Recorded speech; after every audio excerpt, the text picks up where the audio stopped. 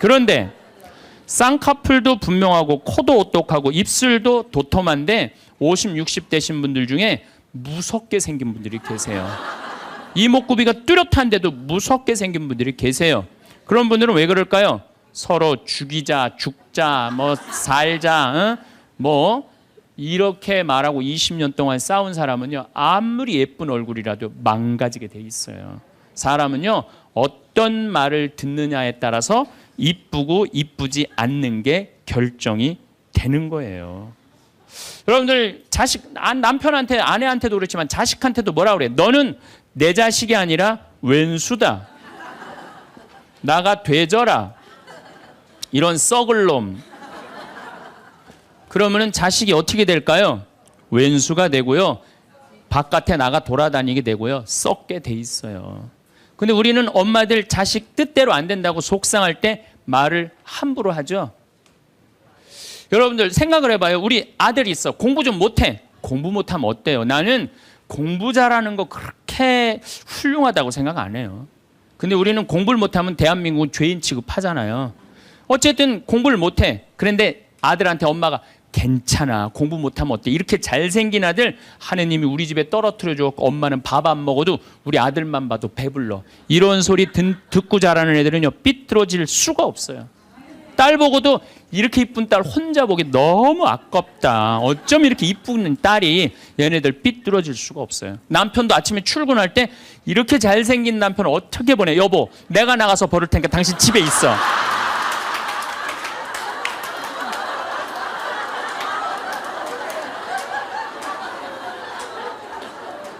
이러면은요, 남자가 돈 벌러 나갈 때 어깨 당당하게 피고 나가요. 근데 남편 출근할 때 뒷꼭지 대고 오늘 그 돈 안 갖고 들어오려면 집에 들어올 생각 꿈도 꾸지 말라고. 그럼 남자는요, 나가서 어깨 피고 돈 못 벌어요. 말에 복이 있는 거야. 말에 복이 있는 거예요. 어떤 엄마가 입만 열면 아들한테 빌어먹을 놈이에요. 빌어먹을 놈. 야, 이 빌어먹을 놈아, 밥 처먹어라. 근데 초등학교 1학년 때 반에서 1등을 했어. 근데 엄마가 한다는 소리, 빌어먹을 놈 공부 잘하네? 삶이 힘들었나 봐요. 서울대 법대를 합격을 했어. 그랬더니 엄마가 한다는 소리, 우리 빌어먹을 놈 드디어 큰일 해냈네. 근데 엄마는 그리고 돌아가셨어요. 돌아가셨는데 이 아들이 사법고시를 아무리 봐도 안 되는 거예요. 회사에 원서를 넣어도 안 되고, 선을 봐도 퇴짜 받고, 잘생기고 서울대 법대 나왔는데. 그래서 이상원이라는 그 장명하는 사람한테 가서 물어봤어요. 내 인생이 왜 이러는지 나 모르겠다고. 당신 쭉 살아오면서 무슨 얘기를 많이 듣고 살았느냐? 가만히 생각해보니까 엄마가 입만 열면은 빌어먹을 놈이라고. 그러니까 이 사람은 잘 안 되니까 동료 판사, 변호사, 검사한테 빌어먹기 시작한 거예요. 그게 당신 인생의 몸에 밴 거다.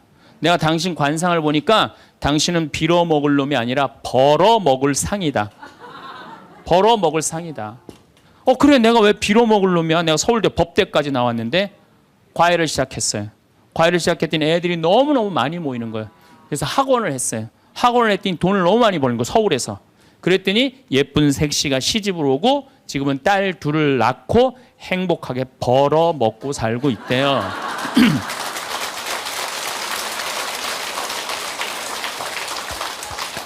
말 한마디에요, 사람 운명이 갈리는 거예요. 말 한마디에. 여러분들은 자식이나 남편, 아내한테 정말 좋은 말을 해주느냐, 생명을 살리는 말을 하느냐, 좋은 열매를 맺는 말을 하느냐, 이거 생각해 봐야 돼요. 여러분들 친구 집에 음식점에 갔어. 음식점에 가서 친구한테 요즘 장사 잘 돼? 그랬더니 친구가 한다는 말이 이명박 정부 들어부터 되는 게 하나도 없어. 이러다가 망할 것 같아. 꼭 남 탓하는 사람 있잖아요. 똥파리만 날려, 똥파리만. 근데 또 다른 친구 식당에 갔어요. 그랬더니 다른 친구가 장사 잘 돼? 남들은 힘들대는데 우리 집엔 단골 손님들이 와갖고 내가 매일 가락시장에 가갖고 신선한 재료로 음식을 준비를 해. 자, 다음에 친구들이, 야, 너 우리 개 모임이 있는데, 동창 모임 있는데 너 좋은 음식점 있으면은 나 안내 좀 해줘라. 그러면 여러분들 똥파리 날리는 집으로 안내할 것 같아요? 신선한 재료로 음식을 준비하는 집으로 안내할 것 같아요? 그렇죠. 말에는요, 복이 있게 돼 있어요.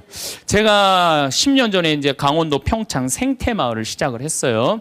근데 그때 사실은 주교님께서 저한테 뭐 어느 대학에 교수로 가라고 그랬어요.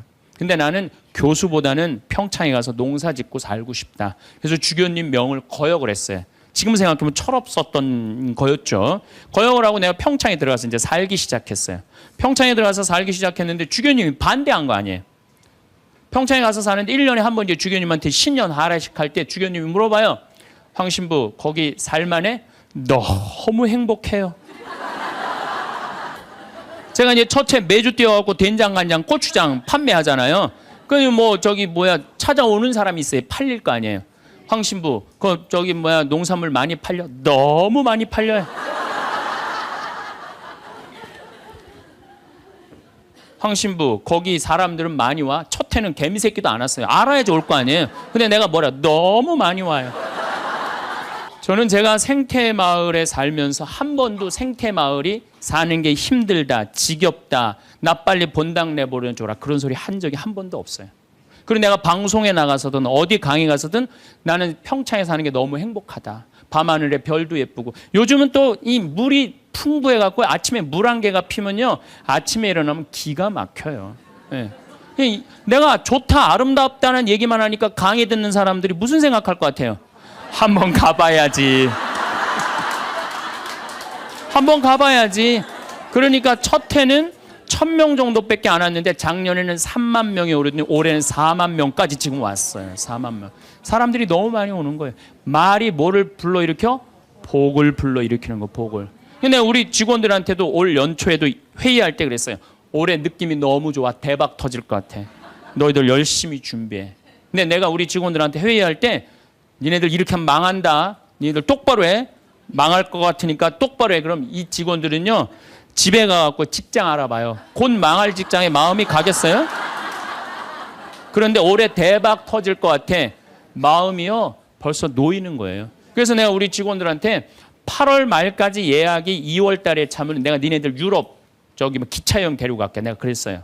그랬는데 12월까지 예약이 꽉 찬 거예요. 그래갖고 오늘 이 여행 그거 저기 뭐야 보증금 내라고 왔어요. 그래서 23명 우리 직원들 데리고 내년 유럽에 다 가요. 예.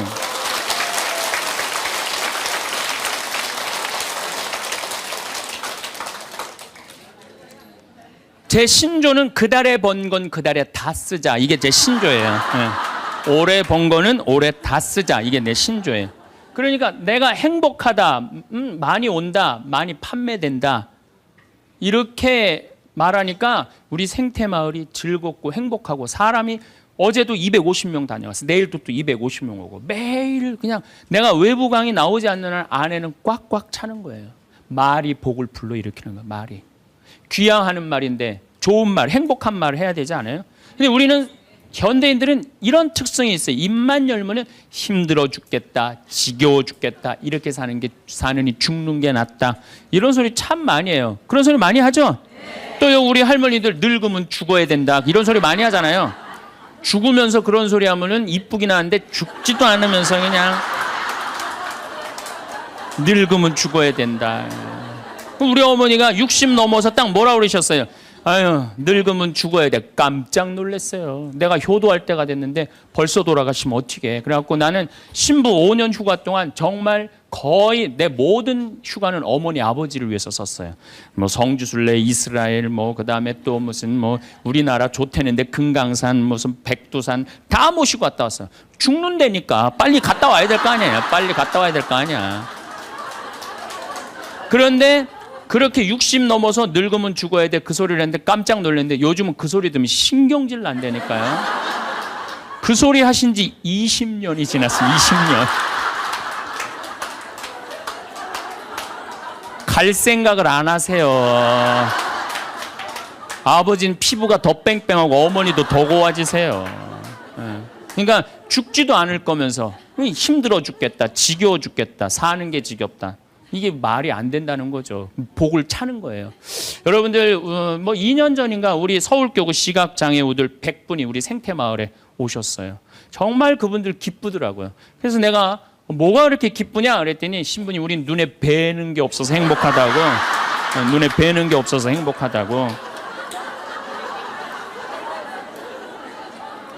그런데 그분 네 분이 여러분들 제가 시각장애우들이랑 1년을 같이 살았어요. 상계동에서 1년을 살았는데 너무 잘 알아요. 그분들 뭐 젓가락 비비는 거 뭐 노름도 다 해요. 할 거 다 해요. 예, 뭐 별걸 다 하는데 시각이 이게 어렸을 때 열이 너무 나갖고 시각을 잃어버리는 경우 많거든. 그땐 눈알을 빼요. 이 눈알이 있는 분들이 있고 아예 알을 빼는 분들도 있어요. 근데 이 눈알을 빼면 중증들이에요. 중증들. 눈이 있어도 흐릿하게 보이는 분들도 있어요. 근데 이 눈알을 뺀 내 형제가 우리 생태마을 그 데크, 강이 내려다보는 데크에 서서 이렇게 말하는 거예요. 야, 베드로야, 내가 50년 동안 우리나라 참 많이 다녀봤는데 이렇게 경치 좋은 데는 처음 본다. 그래서 내가 물어봤어요. 아니, 이게 경치 좋은지 당신들이 어떻게 아느냐 그랬더니 신부님, 강물 소리 들리지 않느냐, 강물 소리. 새소리 들리지 않느냐 이거야. 그 다음에 느티나무 바람에 흔들리는 소리 들리지 않느냐. 또 5월 달에 오셨는데 아카시아 향기, 공기, 이렇게 경치 좋은 데는 처음이라는 거야. 얼마 전에도 우리 생태마을에 교수님인데 60에 시력을 잃기 시작해갖고 65세 완전히 시력을 잃으신 교수님이 오셨어요. 근데 그분이 나하고 밥을 먹으면서 이런 말씀을 하시더라고요. 신부님, 저도 오래간만에 새벽에 강물 소리, 너무 듣기 좋은 강물 소리 들어서 3시간 동안 강물 소리에 흠뻑 젖었다는 거예요. 그리고 새벽에 새가 우는데 너무 자기 오래간만에 행복했다고. 근데 여러분들은 이 두 눈으로 온 세상을 다 보면서도 사는 게 지겨워 죽겠어. 이렇게 사느니 죽는 게 나.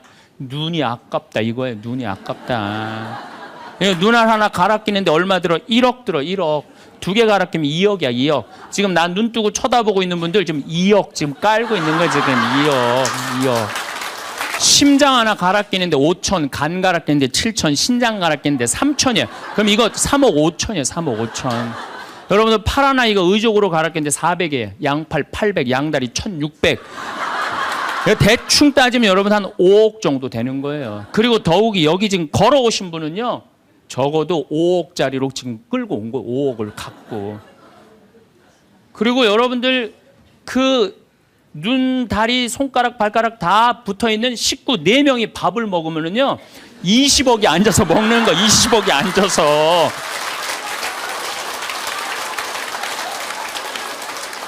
아니 20억이 앉아서 먹으면서 사는 게 지겹다, 이렇게 사는 게 죽는 게 낫다, 하느님이 주신 축복을 날리는 거예요. 날리는 거예요. 밥 먹을 때 재산이 없으면 어때요? 출세 안 하면 어때요? 앉아서 뭐라 그러면서 먹어. 우리 20억 밥 먹자. 얼마나 행복해. 여러분들이 사는 게 괴로운 게 뭐냐 하면은 욕심이 너무 많아서 그래. 그래서 입에서 나오는 게 지겹고 불만만 나오는 거야. 사는 게 힘들면은 좋은 소리가 안 나오잖아요. 욕심이 많으면 사는 게 힘들어져요. 사는 게 힘들어서 욕심이 생기는 게 아니라 욕심이 많아서 사는 게 힘들어집니다. 여러분들 욕심만 안 피면요 우리 인생 괴롭지 않아요. 그러니까 괴로운 사람들은 입만 열면 힘들다. 그런데 이게 누구끼리 제일 서로 죽이는 말을 많이 하느냐. 복을 이제 서로 빌어줘야 되는데 누구끼리 제일 많이 아픈 말을 하느냐면 부부끼리 제일 많이 아픈 얘기를 많이 해요. 근데 참 나도 남자지만은 여자 참 이해하기 힘든 존재예요. 여자 이상하고 요상하고 괴상하고 아주 복잡하고. 나만 그런 줄 알았더니 스티븐스 호킹스 박사라고 있어요. 스티븐스 호킹스 박사. 이 사람이 나이가 71인데 작년에 뭐라고 그랬냐면은 자기는 140억 년 전에 우주에서 벌어진 일도 다 아는데 자기는 아직도 여자의 95%를 이해를 못하겠다고 그래요. 아니 그 유명한 사람도 95%를 이해를 못하겠다고 그러는데 나는 더 모르죠. 네. 여자를 이해하지 못하니까 여자한테 폭력을 쓰는 거예요. 제가 신학교 1학년 때 주일학교 중고등학교 아이들을 데리고 한 20명 정도를 데리고 200명 정도를 데리고 여름 캠프를 갔어요. 우리 때는 4박 5일 가고 그랬어요. 섬강이라는 데를 갔는데 애들이 이제 수요일 날 이제 3번째 날 전부 이제 강에 들어가는 프로그램이야. 근데 여선생 하나가 고개를 꼬고 안 들어가는 거예요. 그래갖고 아니 다 들어가는데 저 선생은 왜 저 물에 안 들어가느냐. 저 선생 프로그램에 참여시켜라. 빨리 집어넣어라. 그랬더니 다른 선생님들이 어디 학사님 안 된다는 거예요. 저 선생님 오늘 그날이라는 거, 그날.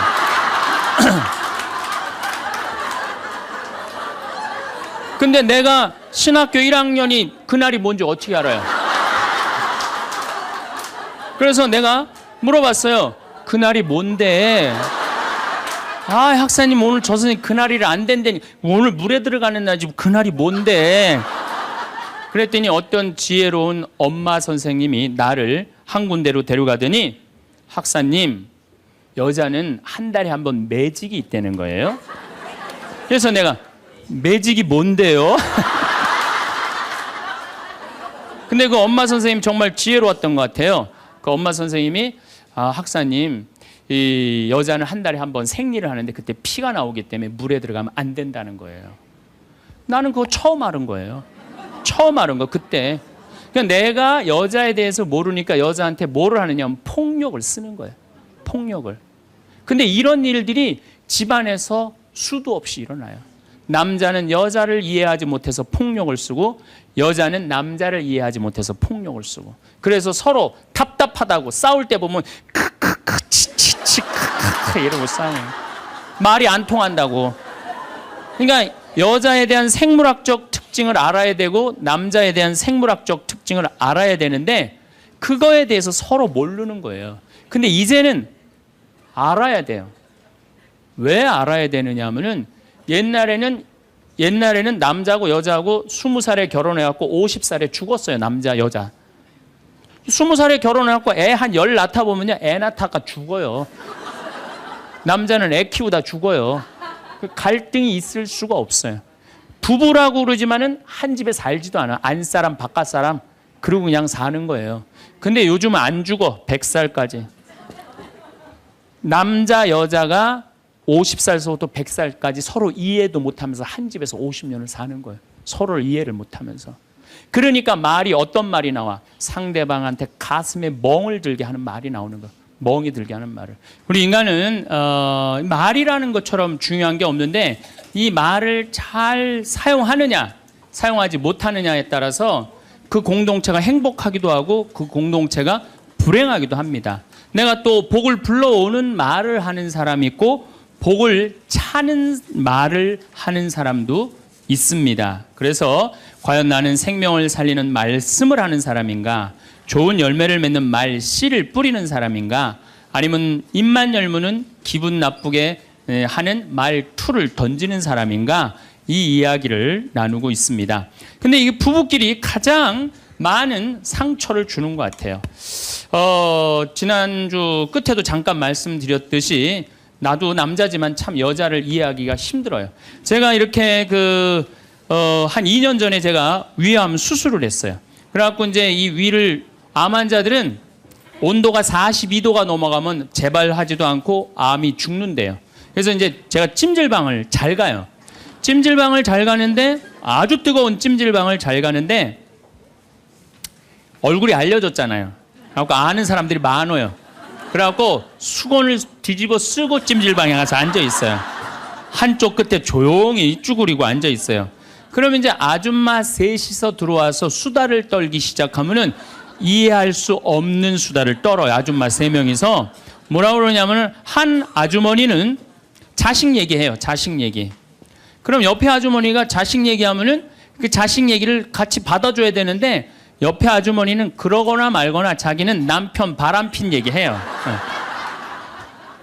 또 옆에 아줌마는 남편 바람핀 얘기 해거나 말거나 자기는 아파트 산 얘기해요. 주제가 다른 3가지 이야기를 각자 지치지도 않고 30분 동안 계속 하는 거예요. 이해가 안 되더라고요. 우리 남자들은 정치 얘기를 지금 하고 있는데 아내가 여보 우리 애가 자꾸 속을 썩여 그러면 남자 신경질 부려요. 여보 나 지금 정치 얘기하고 있잖아. 지금 정치 얘기 끝나면은 그 다음에 자식 얘기해. 남자는 한 번에 한 가지 주제만 얘기를 해요. 근데 여자는 동시에 3가지 얘기를 동시에 하는 거야. 기분도 안 나빠하면서 계속 얘기하는 거예요. 기분도 안 나빠하면서 나는 왜 그런가. 근데 요즘 공부를 해보니까 이해가 되더라고요. 여자는 언어를 관장하는 뇌가 좌뇌에도 있고 우뇌에도 있대요. 머릿속에 말이 꽉 차 있는 거야. 말이 꽉 차 있으니까 말을 해야 돼. 그런데 말은 하긴 해야 되는데 또 들어야 되잖아. 근데 말을 하면서도 귀는 동시에 두 가지를 구분해서 들을 수 있대요. 이게 무슨 얘기냐면은 한 아주머니는 자식 얘기 자기는 입으로 하면서 귀로는 남편 얘기도 듣고 아파트 얘기도 듣는 거야. 무시하는 게 아니야. 그냥 자기 각자 얘기하면서 상대방 얘기도 다 듣는 게 여자예요. 남자는 언어를 관장하는 뇌가 좌뇌 뒤에만 있어요. 좌뇌 뒤에. 그래갖고 남자들이 교통사고가 나갖고 좌뇌를 다치잖아요. 그러면은요 언어 상실이 온대요. 근데 여자가 교통사고 나갖고 좌뇌를 다치잖아요. 좌뇌를 다쳐도 전혀 말하는데 지장이 없대요. 아직도 우뇌가 남아 있어서. 그리고 이런 이 부부가 남자하고 여자하고 부부 싸움을 하잖아요. 그럼 남자는 또 흥분을 하면 그나마 자네 뒤에 언어를 관장하는 뇌 기능이 없어져 버린대. 흥분하면. 그러니까 아내가 여보 당신 뭐 시집 와갖고 나 손에 물 안 묻히게 해준다 그러더니 당신 나 얼마나 고생시켰어. 뭐 결혼기념일을 챙겨줬어. 생일을 챙겨줬어. 우리 친정엄마를 챙겨줬어. 나 여행을 보내줬어. 막 따지면은 남편들이 대꾸를 해야 되는데 이게 어디 있는 줄 알아야지. 대꾸를 어디 있는 줄 알아야지. 그리고 대부분의 남자들의 반응이 어떠냐면 그거 30분 동안 계속 하다가 끝나는 거예요. 여자는 그냥 좌뇌에 있는 거 쏟아내고 우뇌에 있는 거 쏟아내고 막 30분 동안 그냥 있는 대로 공격을 하고 난 다음에 여자는 할 얘기 다 했어요. 그 남자가 그게 시끄러. 그리고 여자는 자기 하고 싶은 얘기 다 하면은요 원도 한도 없어요. 부엌에 가갖고 아무 일도 없다는 듯이 설거지해요. 그럼 그때부터 남자들이 신경질이 나는 거예요. 왜 신경질이 나냐면 왜 내가 그때 그 적절한 대답을 왜 찾아내지 못했을까? 막 신경질이 나는 거예요. 그래갖고 막 쇼파 던지고 신경질을 부리면은 아내가 부엌에서 아무 일도 없다는 듯이 아내가 한마디 해요. 나와서 이 사람은 무슨 말만 하면 승질을 부린다고. 그러니까 말싸움으로 아내를 이길 수가 없어요. 남자는요 여자하고 말싸움 해갖고 이길 수가 없어요. 나는 우리 천주교 신부 중에 수녀님하고 싸워갖고 이겼다는 신부를 본 적이 없어. 말싸움으로 여자를 이길 수가 없어요. 말싸움으로. 하느님이 창조할 때 남자한테는 너는 하루에 10,000마디만 해라. 10,000마디만 해라. 창조할 때 그렇게 창조하신 거예요. 10,000마디만 하라고. 여자는 하루에 너는 25,000마디 해라. 25,000마디 해라. 그러니까 하느님이 10,000마디만 하라고 창조한 남자는 출근해갖고 직장에 가면 10,000마디 해요. 이 말 저 말 하면은 벌써 10,000마디 끝나. 집에 들어오면 더 이상 말할 수가 없어. 아니 하느님이 10,000마디만 하라고 그래서 10,000마디만 하고 들어온 거야.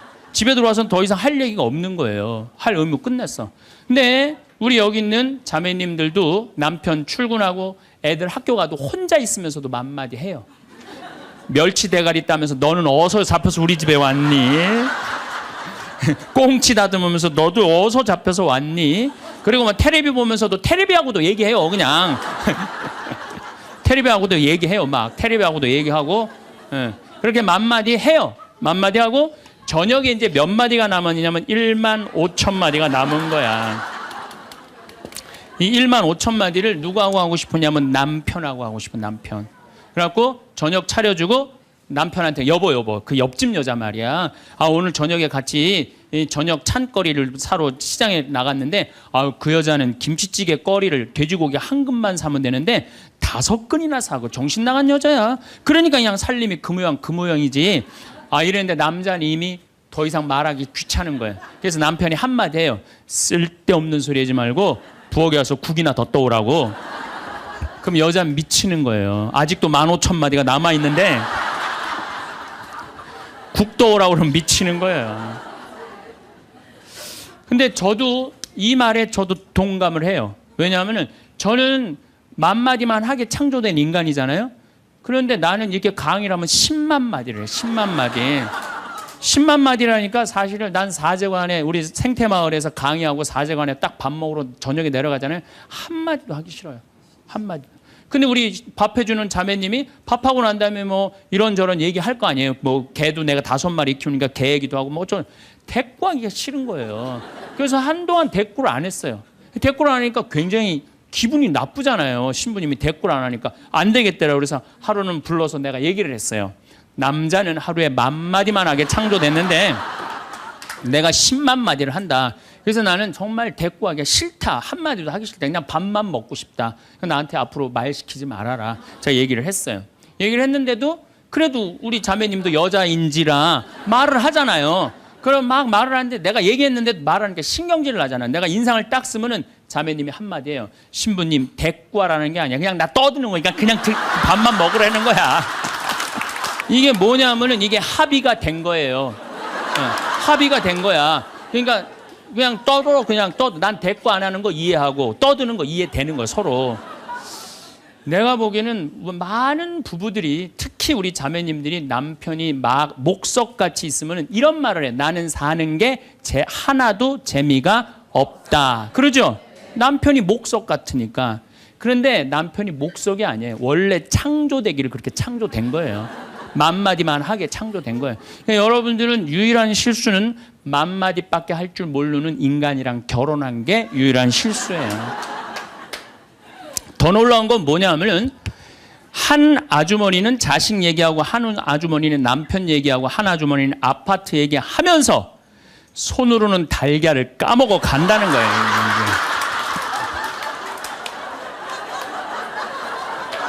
아, 뭐 대단하지 않아요? 달걀. 여러분들 남편한테 이번 추석 때나 뭐 어느 때 한번 시켜보세요. 달걀 좀 까줘 그러면 남편은 어떻게 하는 줄 알아요? 달걀만 까요. 그것만 쳐다보고. 또 말 시키면 남편이 뭐라 그래요? 지금 달걀 까잖아 지금. 남자는요 한 번에 한 가지밖에 할 줄 몰라요. 동시에 두 가지를 못해요. 근데 여자는 특성상 밥 올려놓고 찌개 올려놓고 다듬어야 되고 나물 다듬어야 되고 반찬해야 되고 동시에 여러 가지를 할 수 있어요. 그래서 집에 전화가 오잖아요. 전화가 오면은 아빠가 전화를 받으면 테레비 소리가 크면은 아빠가 한마디예요. 시끄러워. 테레비 소리 줄여. 그러죠? 또 애들 시끄러우면 아빠 통화하니까 가만히 있으라고 그래요. 그 남자는 전화만 해요. 근데 엄마한테 전화가 오잖아요. 테레비 소리 애들 떠드는 거 전혀 상관없어. 더욱이 어느 정도로 심하냐면 막 통화하면서 테레비에 딱 어떤 여자가 나오면은 저 여자 이혼했다고 그러더니 나오네. 이게 무슨 얘기냐면은 언어에 있어서 여자가 남자보다 뛰어납니다. 언어에 있어서. 제가 한번 뭐 고등학교 강의를 갔는데 한 10년 전 얘기예요. 강의를 갔는데 그해 경기도에 영어 선생님 172명을 뽑았는데 여자가 170명, 남자가 2명 됐대요. 언어에는요 여자가 탁월한 능력을 갖고 있어요. 그러니까 남자는 말주변이 없어. 말주변이 없게 돼 있어요. 근데 문제는 언어만 뛰어난 게 아니에요. 여자가 시각도 뛰어나요. 시각도. 우리 눈에는 광수용체가 있어. 빛을 받아들이는 수용차, 짝대기, 사각형 짝대기가 1억 3천만 개가 있어요. 이게 남자 여자가 다 있어요. 근데 요 1억 3천만 개는 하얀색, 빨간색, 까만색, 파란색만 구분하는 거예요. 남자들은 이 광수용체 1억 3천 거 요것만 있어요. 남자들은 색깔 구분을 4가지만 해요. 남자는 회색도 하얀색, 베이지색도 하얀색, 하얀색도 하얀색이야. 남자는 분홍색도 빨간색, 주황색도 빨간색, 빨간색도 빨간색이에요. 남자는 색깔 구분을 못해요. 근데 여자들은 원추형 광수용체 700만 개가 더 있어요. 여자가. 그래갖고 이건 온갖 색깔을 구분하는 거예요. 그러니까 나는 아직도 카키색이 무슨 색인지 몰라요. 카키색, 잿빛색, 쥐오리색, 뭐 별색을 다 얘기해 여자들은. 그런 구분이 다 되는 거예요. 여자들은 생겨 먹은 것 자체가 그렇게 생겨 먹은 거예요. 색깔. 그러니까 4가지 색깔밖에 구분하지 못하는 남자와 온갖 색깔을 구분하는 여자하고 부부야. 그 부부가 옷 사러 나가면 싸울 것 같아, 안 싸울 것 같아? 싸워요. 왜냐하면 남자는 다 그게 그거 같으니까 아무거나 딱 붙잡아. 여보 가자 그러면 아내가 답답해 보이잖아요. 여보 지금 당신 얼굴 색깔하고 그 옷 색깔하고 맞다고 생각해? 안 어울리잖아. 가만히 있어봐. 그래갖고 이거 들었다 놨다 저거 들었다 놨으면 남편이 신경질이 나는 거. 뭘 저렇게 까다롭게 고르느냐. 아무거나 그냥 입고 가지. 그러니까 남자들하고 여자하고 싸울 수밖에 없어요. 싸울 수밖에 없어요. 그래갖고 옷 사러 나갈 때는 같이 나갔는데 들어오는 시간은 달라요. 이미 남자는 벌써 들어와 있어. 신경질 부리고. 그러니까 색깔 구분 때문에 그래. 색깔 구분. 그런데 남자들은 옛날에 사냥하던 버릇이 있어서 시각이 터널형 시각을 갖고 있어요. 멀리 사슴을 발견해야 돼. 곰도 발견해야 되고. 그래서 멀리 이렇게 쪼여서 보는 습관이 있어요. 남자들은. 멀리 있는 걸 잘 봐요. 남자들이. 그런데 요즘 남자들이 사냥을 해요, 안 해요? 안 해요. 쪼여 보는 습관은 있는데 사냥을 안 하니까 요걸 남자들이 어디다 쓰냐면 잔치집에 가면은 이쁜 여자가 있으면 그걸 쪼여서 봐요. 금방 누구한테 들켜요? 마누라한테 들키는 거예요. 이쁜 여자 처음 보냐고. 어떻게 알았지? 왜 몰라? 이렇게 쪼여서 보고 있는데. 그래서 참 재미난 통계가 있어요. 부부가 같이 잔치집에 가면 남자는 3명 내지 4명밖에 모르는데 온 사람. 그 사람 왔었어? 이런데요. 나는 뭐 기억이 없는데? 기억이 없지. 당연히 이거 쪼이고 계속 보고 있었으니까. 근데 여자는 시각이 180도라 다 본대요. 다. 그 남자 넥타이를 못 메고 왔고 시계를 못 차고 왔는까지 다 한다는 거예요. 여자. 그래서 보통 정신적인 바람을 피는 걸 보면은 남자는 3명 정도 피는데 여자 한 30명 정도 이미 피고 들어와요. 그런데 이렇게 이 터널형 시각을 가진 남편한테 아내가 심부름을 시킵니다. 여보, 냉장고에서 치즈 좀 꺼내와. 그러면 이 남자들이요, 딱 냉장고만 열면요, 답답한 거예요. 이놈의 치즈가 어디 있는 거야, 이게. 터널형으로 보니까 이게 안 보이는 거예요, 치즈. 못 찾아요. 그 좁은 그 냉장고 안에 있는 그걸 못 찾아요. 그래갖고, 아니, 치즈가 어디 있다고 그래. 나 못 찾겠는데.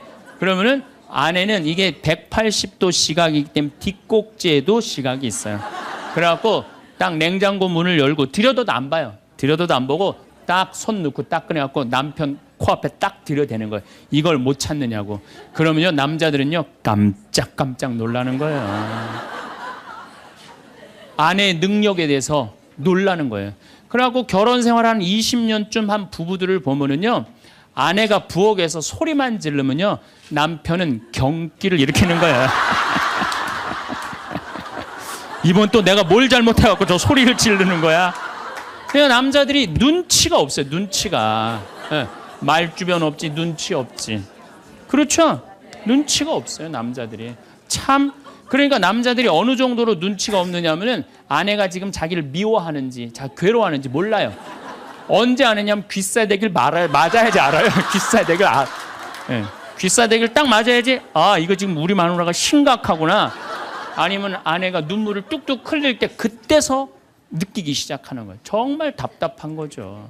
그러니까 말주변 없지 눈치 없지.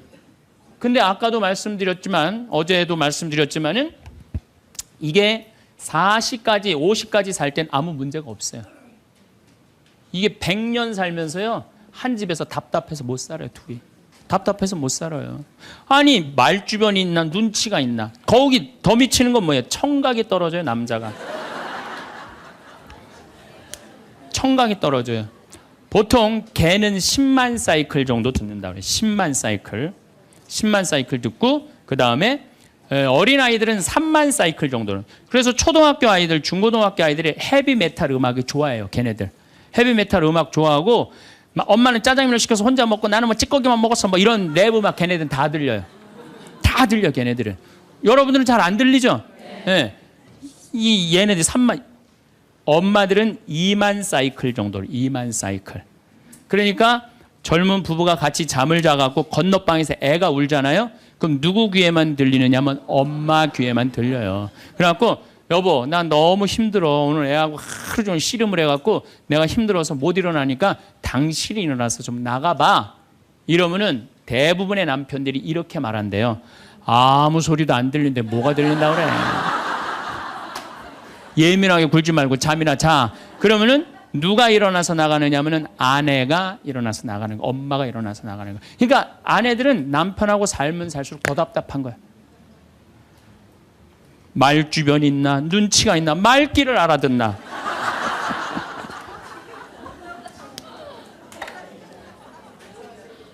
그러니까 이제 한 집에서 할아버지하고 할머니하고 한 집에서 사는 할머니 할아버지야. 할아버지가 이제 저녁 국을 못 끓였는지 너무 궁금한 거야. 그래서 안방에서 할머니한테 여보 마누라 오늘 저녁 국 못 끓였어? 근데 부엌에서 딸그락 딸그락 소리는 들리는데 대답이 없는 거야. 이놈의 마누라가 날 또 무시하는구나. 이번엔 또 거실에 나가고 또 한번 물어봐요. 이놈의 마누라 저녁국 못 끓였냐니까 왜 대답이 없어? 아 근데 딸그락 딸그락 소리는 들리는데 또 대답이 없는 거야. 너무 화가 난 할아버지가 이번에는 부엌에 가갖고 이놈의 할망구야, 저녁 못 끓였는지 내가 3번이나 물어봤는데 대답을 안 하냐고. 사람 말이 말 같지 않으냐고. 그러니까 할머니가 눈을 동그랗게 뜨고 하는 말이, 내가 콩나물국이라고 3번 얘기했잖아. 누군만 못 들은 거야? 할아버지. 제가 이렇게 강의를 가면은요, 할아버지들이 이렇게 하고 듣는 할아버지들이 참 많아요. 이게 남자의 특성이에요. 그래서 남자들은 만 사이클밖에 못 들어요. 만 사이클. 그래갖고 남자들은 음악을, 빠른 음악 들으면 다 시끄럽다고 그래. 다 시끄러워. 시끄러우니까 끄라고. 그저 남자한테 음악이라고 그러는 건 꿍짝짝 꿍짝짝, 어머나 어머나 이러지 마세요, 이런 음악만 음악이에요, 남자는. 그래서 30대 40대가 넘으면 트로트를 좋아할 수밖에 없어, 남자들은. 빠른 음악을 안 들리니까. 한 28,000 사이클 정도가 보통 우리 음악에서 나오는 헤비메탈 음악이거든요. 그러니까 못 듣는 거예요, 그 다음부터는. 그러니까 말귀 못 알아듣지, 눈치 없지, 말 주변 없지. 자, 요즘 어떤 할아버지가 할머니하고 같이 한 집에서 사는데 그런 거예요. 이제 냉장고가 고장이 났고 애프터 서비스를 불렀어. 애프터 서비스를 딱 불렀는데 애프터 서비스 하고 난 다음에 갔어. 근데 요즘은 참 대한민국이 애프터 서비스 끝나고 나면은 고객센터에서 전화하잖아요. 고객님, 매운 만족하십니까? 보통 만족하십니까? 그거 설문조사를 하잖아요. 근데 이게 또 할아버지가 전화를 받았네? 아, 냉장고 고쳤는데 이제 애프터 서비스라고 전화를 했는데 애프터 서비스 센터에서 전화했다고 그러니까 뭘 또 애프터 서비스를 해주느냐? 그래갖고 뭐라고 그러니까 할아버지가 할머니한테 그런 거야. 여보 마누라, 요즘 이상해. 냉장고 고쳤는데도 뭐 매운 만두 먹을래요? 보통 만두 먹을래요? 그렇게 물어보는데 말귀를 못 알아들어요, 말귀를. 그러니까 60이 넘어가기 시작하면 할머니들 목소리가 커지기 시작해요. 막 할아버지한테 막 소리 지르는 거예요. 소리 지르는 이가 말귀를 못 알아들으니까 소리를 지르기 시작하는 거예요. 점점 나이 먹으면 할머니들은 거칠어지고 그러니까 말귀를 못 알아들으니까 기억력까지 떨어지게 돼 있어, 동시에. 그러니까 어떤 할머니 할아버지가 또 한 집에서 살면서 할아버지가 너무 배가 고픈 거예요. 할머니한테 심부름을 시켰어요. 여보 마누라, 좀 부엌에 갖고 냉장고에서 우유하고 아이스크림 좀 갖다 줘. 나 배가 고파. 그랬더니 할머니가 막 일어나면서 가려고 그랬어요. 그랬더니 할아버지가 신경질을, 이놈의 마누라야, 그냥 가면 어떻게? 가다가 까먹으면 어떻게 하려고 그냥 가냐고. 적어가라고, 우유하고 아이스크림. 할머니가 딱 째려보고, 이놈의 영감탱이가 내가 그것도 모를까 봐 그걸 적어가라고 그러냐고. 기다리라고, 내가 우유하고 아이스크림 갖다 줄 테니까. 할머니가 추측 가셨어요. 갔는데 한 몇 분 있다가 왔는데 할머니가 삶은 계란을 갖고 온 거예요. 근데 이 할아버지가 뭐라고 그러냐면은 기가 막힌 거예요. 고마워 마누라, 삶은 계란 갖다 줘서. 자기가 뭐 시켰는지도 모르는 거야.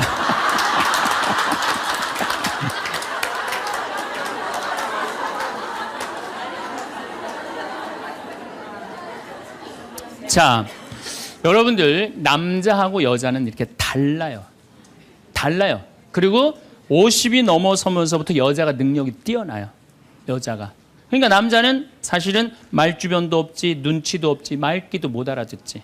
여기 지금 형제님들 몇 분 오셨는데 내가 60 넘어갔고 100살까지 집에서 안 쫓겨나고 살 수 있는 비법이 하나 있어요. 내가 마누라 옆에서 붙어서 사는 비법이 하나 있어. 내가 그거 비법을 알려드릴 테니까 여기 형제님들 내가 알려주는 대로 사시면 돼요. 그저 비법이라는 건 뭐냐면은 마누라가 시키는 대로 하고 사세요.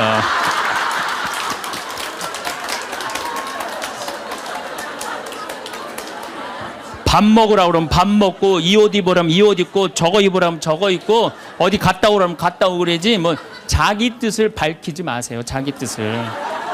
그래야지 안 쫓겨나고 살 수 있어요. 우리가 가장 가까이 있는 사람한테 가장 상처 주는 말을 참 많이 하는 것 같아요. 그래서 여러분들 그 부부끼리 서로 기분 나쁠 때가 있어요. 기분 나쁠 때 있잖아요. 예. 그럴 때 이렇게 뭐 감정적으로 생각하거나 극단적으로 생각할 필요가 없을 것 같아요. 왜 그렇게 생각하실 필요가 없느냐면 지금 종자가 다른 종자가 이상한 행동을 하고 있다. 이렇게 생각하면 좀 마음이 좀 편안해요. 저 사람이 날 미워해서 그러는 게 아니다. 더욱이 여성이라는 이 성은 제가 남성이기 때문에 그런 걸 많이 느껴요. 여성은 참 신비한 존재. 여자는요, 생리를 하고 난 다음에 1일부터 18일까지 점점 기분이 좋아진대요. 점점. 18일서부터 21일 사이까지는 기분이 최고래요, 최고. 네. 최고인데 21일부터 기분이 나빠지기 시작해. 생리할 때 되면 완전히 그 여자가 아니야. 원래 생각했던 그 여자가 아니야. 완전히 새로운 완전히 짐승이 하나 나와갖고 이상한 행동을 하는 거예요. 그러니까 여자는 기분이 좋고 나쁘고 너무 분명해요. 좋을 때는 한없이 좋고 나쁠 때는 또 한없이 나쁜 경우가 있어요. PMT라고 이게 그 여자는 그 생리 전 긴장감이 있대요. 이 현상이 있어갖고 여자의 감정을 남자들이 내 말로는 난 도저히 이해가 안 돼. 이게 이 주기를 몰라서 그래요. 더욱이 여자가 한 18일에서 21일 사이는 기분이 얼마나 좋으냐면은 처녀 때도 이때 만약에 파티장에 가고 술을 먹는데 남자를 보면은요 모든 남자가 다 멋있게 보인대. 그래갖고 그냥 이때 그냥 술 먹고 호텔에 다음날 아침에 깨보면 어머머 내가 미쳤어 내가 왜 그랬지? 이런 일이 이때 벌어지는 거예요. 그래서 보통 보면은 이렇게 부부들 보면 너무 예쁜 여자하고 이상하게 생긴 남자가 부부로 사는 경우가 있어요. 이 경우는 18일에서 21일 사이에 만난 경우에 이 경우는 전혀 어울리지 않는데도 같이 사는 경우가 있어요. 그걸 뭐 번개 맞은 사랑, 운명 같은 사랑 그런 거 아니에요. 그런데 이게 결혼할 때만 이런 현상이 일어나는 게 결혼하고도 계속 이 주기가 반복되는 거예요. 그러니까 남자들도 이걸 이해를 못하니까 답답한 거. 저 여자가 왜 저러나? 느닷없이 왜 신경질을 부리지? 또 느닷없이 너무너무 잘하고. 이런 주기, 본인들도 아마 그런 주기에 대한 인식이 있으실 거예요. 인간이라는 게 그렇게 복잡한 것 같아. 근데 옛날에는 이렇게 복잡해도 몰라도 됐어요.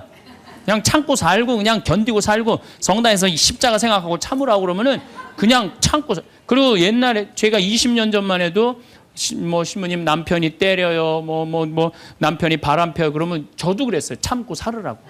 왜? 참고 살. 좀만 참으면 죽으니까 그냥. 죽으니까 참고 살라고 그랬어요.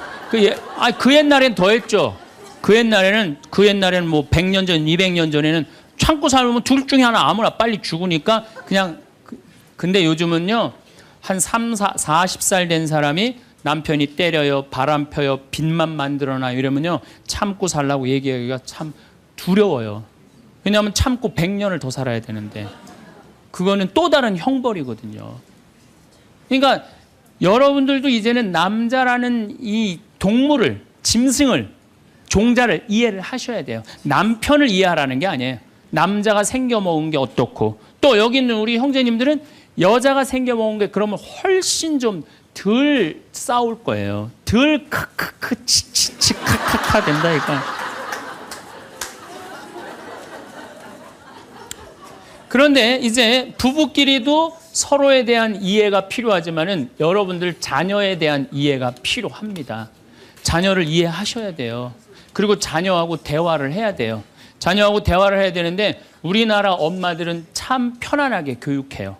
딱 한마디만 하면 되니까 공부해. 이건 절대 교육이 아니에요. 절대 교육이 아니에요. 작년 3월 13일 날 고등학교 3학년 남자아이가 엄마를 죽였어요. 목으로 칼을 찔러서. 그런데 얘가 전국 4천등 하는 아이였대요. 모의고사에. 전국. 근데 엄마는 전국 1등 하라고 그래요. 전국 1등. 나는 전교 1등은 들어봤어도 전국 1등은 처음 들어봤어요. 전국. 자식한테 전국 1등을 하라고 강요한 엄마는 처음 들어봤어요. 근데 얘는 전국 4천 등이면요 서울대 들어가요. 왜냐면 1년에 서울대 4,000명 정도 뽑거든요.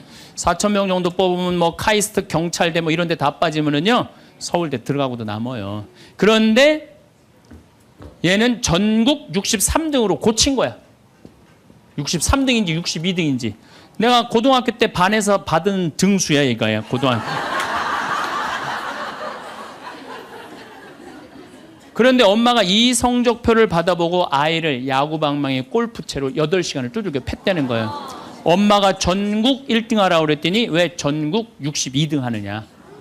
근데 3월 14일이 무슨 날이냐면 학부용 진학 상담하는 날이야.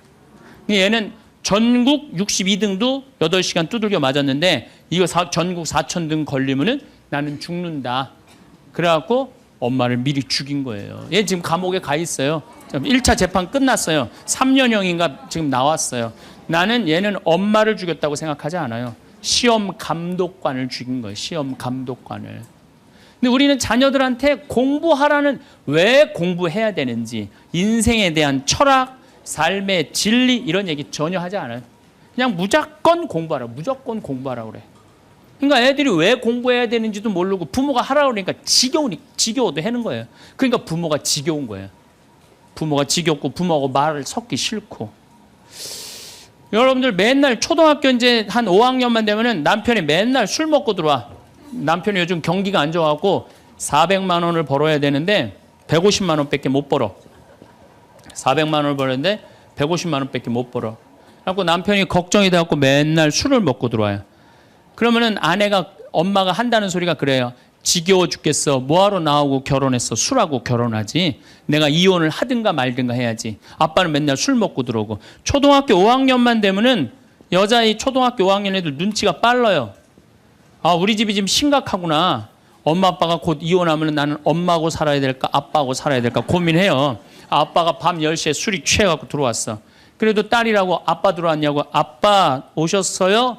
아빠가 한다는 소리가, 우리 딸 이리 와. 아빠가 안아줄게.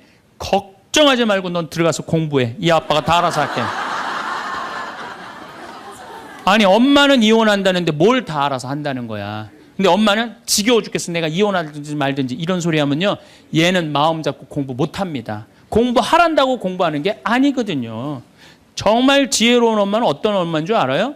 남편 술 취해갖고 들어오면은 방에다 뉘어놓고 근심 어린 얼굴로 쳐다보는 초등학교 5학년 딸아, 아빠가 맨날 술 먹고 들어오니까 걱정되지? 엄마 나 걱정돼. 아빠가 왜 저래 조금? 사실은 아빠가 요즘 경제가 좀 어렵지 않니? 너도 알다시피 지금 유럽에 그리스 사태 터졌잖아. 그리고 이란 핵무기 때문에 지금 석유값이 자꾸 올라가고 있어.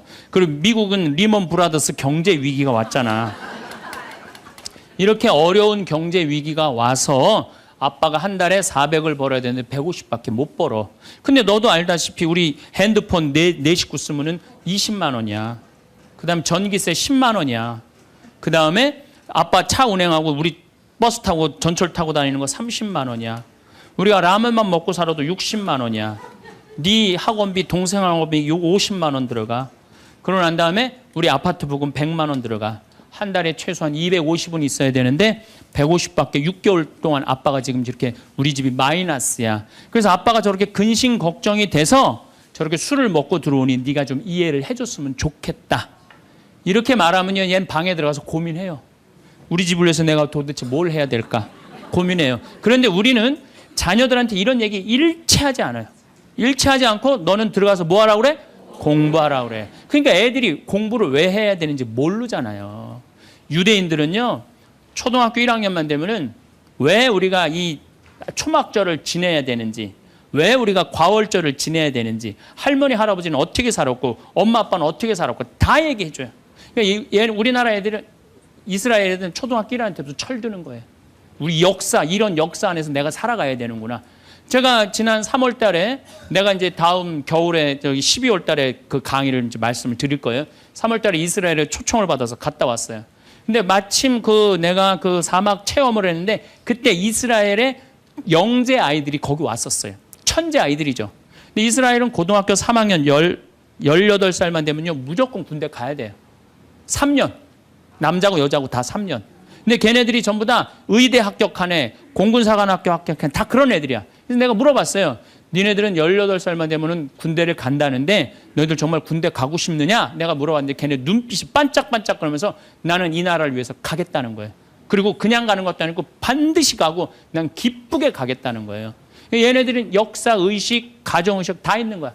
우리나라, 그러니까 우리나라 애들은 20년 동안 역사 얘기도 안 듣고 사람 살아가는 도리 얘기도 안 듣고 무조건 뭐만 하라고 그래? 공부만 하라고 그래. 제가 얼마 전에 내 친구의 친구가 세상을 떠났어요. 근데 그 세상 떠난 사람 여자야. 근데 고등학교 2학년 딸이 있고 대학교 1학년 아들이 하나 있는 거야. 그런데 이 엄마가 딸을 깨워야지 딸은 일어나서 학교를 가는 거예요. 근데 10시가 됐는데 엄마가 안 깨운 거야. 엄마가 왜 나를 안 깨웠지? 10시가 됐는데 부엌에 가보니까 심장마비로 죽은 거예요. 심장마비로 죽었는데 아들이 이제 올라왔죠. 지방대학 다니면서. 아들이 올라왔는데 아들이 장례 때 하나 울질 않더래요. 우리 친구가 가서 보니까. 그리고 그냥 슬퍼하질 않더래요. 그런데 장례하는 날 아빠한테 그러더래요. 아빠, 나 내일 MT가 있는데 나 그거 꼭 가고 싶은데 나 어떻게 하면 좋으냐고. 나 내일 MT 가게 해달라고 그러더래요. 철이 안 들은 거죠. 그런데 여러분들, 얘가 철이 왜 없을까요? 누가 이렇게 철없이 키웠을까요? 부모가 철없이 키운 거예요. 뭐 하라고 그런 거야? 공부하라고 그러는 말 외에는 한 얘기가 없는 거예요. 공부하라는 얘기. 우리 집에 이 형제가 4형제. 근데 우리 둘째 형이 머리가 나빠요. IQ가 99에. 난 126인데. 근데 우리 둘째 형이 중학교 1학년 때 어느 날 갑자기 공부를 잘하는 거예요. 반에서 1, 2등을 하는 거예요. 그리고 좋은 고등학교 가고 좋은 대학 나와서 대기업 하고 요즘 아주 그냥 번듯한 회사의 사장이에요. 그래서 내가 3년 전에 형한테 물어봤어요. 형은 IQ가 자기 항상 그래. 난 99밖에 안 된다고. 형은 IQ가 99밖에 안 되는데 왜 이렇게 공부를 잘하고 사회에서 이렇게 정말로 남들 부러워하는 자리까지 올라갔느냐고. 왜 IQ가 99밖에 안 되는데 왜 갑자기 공부를 잘하느냐고 내가 물어봤어요. 근데 형이 이런 말씀을 저한테 하더라고. 형이 신부님, 내가 중학교 1학년 때 아버지가 간 수술했어요. 큰 간 수술을 했어요. 난 초등학교 4학년 때 기억나요. 아버지 병원에 가면 천도복숭아 따먹었던 거 기억나요. 그리고 아버지가 퇴원을 하고 다음날 허리를 구부리고 출근을 하시더래요. 근데 우리 형이 보니까 어머니가 그랬대요. 여보, 며칠 쉬었다가 나가라고. 그렇게 허리를 구부리고 어떻게 출근을 하느냐고. 근데 아버지가 그러더래요. 나는 내 자식 먹여 살리고 공부시키려면 오늘부터 나가야 된다고. 그 일주일 동안 이 99짜리 IQ가 지켜본 거예요. 일주일 동안 지켜보면서 자기가 그런 생각을 했대요. 내가 저 아버지를 위해서 해야 되는 건 공부다. 그래갖고 이 99 IQ가 코피가 터져가면서 공부를 한 거예요. 근데 그 아들은 내가 봐도 그때부터 효자인데 지금까지도 효자예요. 왜? 부모의 삶에 동참했기 때문에. 여러분들은 자녀를 여러분들의 삶에 얼마나 동참시키세요? 어제 내가 평창에서 강의를 했는데 할머니 한 분이 평생 한 번도 그런 얘기 안 했대. 자식한테 먹여주고 재워주는 거 외에는 한 게 없다는 거예요. 여러분들, 개는요 10마디 알아듣는데요. 기다려, 앉아, 손, 엎드려, 이 정도 알아듣는데요. 그리고 원숭이는 한 30마디 알아듣는데 자기네들끼리도. 사람은 적어도 하루 한 집에서 살면서 10,000마디는 해야 된대요. 근데 우리가 자녀들한테 무슨 얘기해? 일어나, 밥 먹어, 학교 가, 숙제, 공부해, 시험은 10마디 정도밖에 안 한 거야. 20년 동안. 어떤 하느님을 사랑하는 거, 사람을 사랑하는 거, 살아가면서 사람의 도리, 우리 집안의 내력, 그런 얘기 생전 안 하는 거예요. 생전. 내가 어떤 고민을 하는지, 내가 어떤 갈등 속에서 사는지, 아빠하고 어떤 추억이 있는지 그런 거 전혀 모르는 거예요. 밥만 먹여주는 부부. 그러니까 10마디 이상 안 하는 거예요. 그냥 내가 자녀를 키우면서 계속 들어가서 공부해 10마디 이상 안 한 이 집은 무슨 집이냐? 개 같은 집이에요. 개 같은 집. 사람 집이 아니에요. 사람 집이 아니에요. 다정한 대화를 할 수가 없는 거야. 그러니까 우리 이 둘째 아들은 정말 그때부터 지금 나이가 50이 넘었는데 아직까지도 효자예요. 그래서 내가 이렇게 나보다 신부가 됐으면 더 잘 살았을 거예요. 둘째 형이. 근데 큰형은 이제 우리 어머니 아버지가 이제 휴가를 이제 우리 생태마을, 요즘은 이제 거의 못 오시는데 휴가로 오면 이제 누나, 큰아들, 둘째 아들이 돌아가면서 모시고 와요. 근데 이제 큰아들도 자기도 조그만 공장을 하는데 막 이제 바쁘니까 바쁜 와중에 어머니, 아버지 모시고 오는 거 아니에요. 오다가 어머니가 아이고 얘야 묵주를 까먹었다 그러면 신경질을 부린대요. 바빠 죽겠는데 어떻게 하라고 그러냐고 지금. 일주일만 손가락으로 하고 오라고 그냥. 그런데요. 근데 둘째 아들은 어머니가 딱 이제 아들 둘째 아들이 태우고 평창에 오다 얘야 묵주를 까먹었다. 그러면 둘째 아들은 그런데 우리 어머니가 저한테 해준 얘기예요. 어머니 걱정하지 마세요. 톨게이트 앞에서도 그런데 어머니 걱정하지 마세요. 차 돌리면 되죠 뭐. 그리고 그 차를 돌려갖고 30분 동안 집에 가서 그 묵주를 찾아서 모셔다 드린다는 거야. 그러니까 부모가 불편한 게 싫은 거야. 왜? 이 자식은 중학교 1학년 때부터 누구의 삶에 동참한 거야? 부모의 삶에 동참한 거야. 여러분들은 자녀들을 언제부터 삶에 동참시켰어요? 부모가 속이 썩는지 아빠가 힘든지 고통스러운지 그런 건 하나도 얘기 안 하잖아요. 그리고 너는 뭐만 하면 돼? 공부만 하면 되는 거야. 저는 요즘 우리 사회가 지금 굉장히 거칠다 그래요. 왕따, 그 다음에 학원 폭력, 성폭력, 굉장히 뭐 아주 충격적인 사건들이 많이 벌어지잖아요. 내가 보기에는 이거는 다 집안에서 교육이 잘못, 말이 안 통해서 그래. 부모가 진리를 애들한테 알려줘야 될 거 아니야, 진리를. 그리고 하느님의 사랑도 알려줘야 되고. 근데 그런 얘기 생전 안 하는 거예요. 저는 요즘 무슨 대책 막 낼 때 정말로 한심해요. 그런 대책으로는 해결이 안 돼요. 저는 중학교 때 성당을 이틀 갔어요. 토요일 날, 일요일 날. 뭐 이틀 간 게 아니라 6일이면 6일 다 갔죠. 7일이면 7일 다 갔어요, 성당. 매일 가서 성당 살았어요.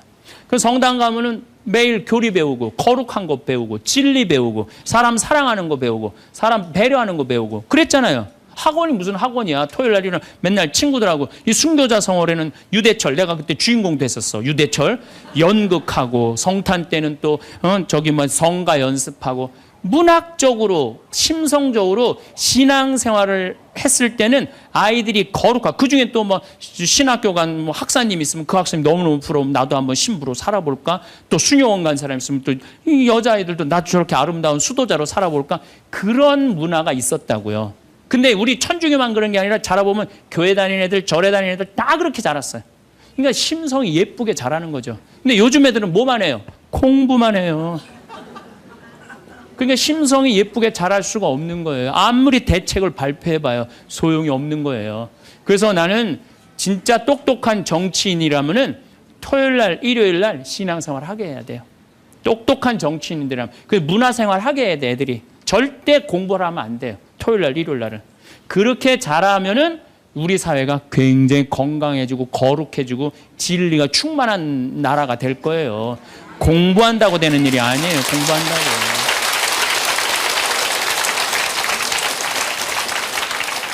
그러니까 자식들하고 대화를 하려고 해도 대화를 해본 적이 있어야지 대화를 할 거 아니야. 공부하라는 말 외에는 해본 적이 없는데. 그래서 엄마 명동에 어때? 좋았어? 좋았어. 어떻게 좋았어? 그냥 좋았어. 넌 들어가서 빨리 공부해. 자, 그렇다면은 내가 어떻게 하면 대화를 잘할 수 있을까? 말을 잘할 수 있을까? 첫 번째, 들어라. 우리가 이게 부족해요. 듣는 게 부족해. 우리나라 사람들이 듣는 게 부족해. 제가 평택에서 본당 신부할 때 교우가 한 5,000명 됐었어요. 본당 신부 혼자 하는데 하루에 고해성사를 200명, 300명이 보는 거예요. 너무너무 힘드는 거야. 그러니까 내가 주일날 막 교우들이 1분 이상 고해를 하면 막 신경질이 나는 거야. 그러니까 할머니들이 그냥 신부님 내가 6.25 때 시집 와갖고 그냥 독자 집에 시집을 왔는데 아들을 하나 낳았어요. 아들을 하나 낳았는데 그놈이 독자라고 내가 너무 오냐오냐 해서 키우다 보니까 이놈을 장가를 보냈는데 이놈이 이혼을 해갖고 손자를 나한테 맡겨갖고 내가 지난주에 그 손자 찾으러 다니느냐고 주일미사를 빠졌어요. 아, 주일미사 빠졌는데 왜 6.25 전쟁부터 시작을 해. 그래서 내가 그래요. 저 교우들한테 항상 교육할 때 죄는 간단히 죄 진 것만 얘기해라. 과정은 설명하지 말고. 그러니까 참 교우들도 죄 결론만 얘기하는 게 참 답답할 거 아니야. 고해소에서 그 답답한 속을 털어놔야 되는데 신부님은 막 200명, 300명 주름 기다리고 있고. 근데 내가 능평이라는 데 본당 신부를 딱 갔는데 교우가 500명이야. 딱 10분의 1이야. 고해소에 들어가고 성물돌 끝났는데도 들어오는 사람이 아무도 없는 거야. 너무 심심한 거예요. 그래갖고 이제 고해소에 딱 들어오면 너무 반가운 거예요. 그래갖고 신부님 저 시어머니를 미워했어요. 그럼 평택에서는 4계명 부모에게 효도하라고 그랬는데 미워하면 안 된다. 예수님이 십자가 생각하고 시어머니한테 잘해라. 딱 간단해. 그렇게 했는데 능평에서는 이 자매 나가면 이제 아무도 안 들어오니까 이 자매 나가면 아무도 안 들어오니까 내가 뭐라고 그러냐면 왜 시어머니를 미워하는데요? 뭐 내가 시집을 왔더니 그냥 손자하고 그냥 고모하고 그냥 남편만 하고 나는 그냥 완전 식모 취급하고 친정에도 못 가게 하고 그러면 안 되지. 그 시어머니 며느리한테 밥 얻어먹으면서 정신 나간 시어머니네. 그러면은 그 자매가 신이 나는 거지. 신이 그것뿐만 아니라 내가 혼수살림 얼마나 구박을 많이 받았는지 몰라요. 그러면은 내가 이제 정말 늙으면 그거 정말 다 그래. 하여튼 자매님 참 그런 집에서 힘들게 산다 그러면 막 눈물 콧물 흘려가면서 시어머니 욕을 바가지로 해요. 그러면서 자매가 신부님 이렇게 시어머니 욕해도 되느냐고 걱정하지 말라고. 여긴 비밀이 지켜지는 데니까 걱정하지 말라고. 한 20분 정도 막 실컷 시어머니 욕하면은요, 대부분의 며느리들이 뭐라고 그러냐면 신부님 꼭 시어머니가 있어서 불편한 것만은 아니에요. 시어머니가 애도 봐주고 반찬도 이런 거 저런 거 해줄 때는 난 너무너무 좋아요. 그런 것도 있어요. 예. 신부님 이번 사순절을 맞이해서 내가 우리 성가정 만들려니까 내가 시어머니한테 내가 잘할게요. 뭐 잘하면 좋죠. 반찬도 맛있게 하고 한 번 더 웃으면서 얘기할게. 훌륭하십니다. 나는 한 게 아무것도 없어. 그러느냐고. 그러면 자기가 고해하고 자기가 훈화하고 자기가 보속하고 자기 결심까지 다 하기가 나가.